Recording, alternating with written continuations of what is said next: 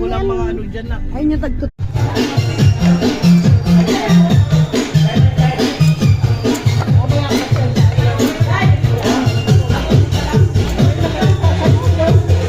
Nalagyan niya ng berta na. Nalagyan niya ng berta.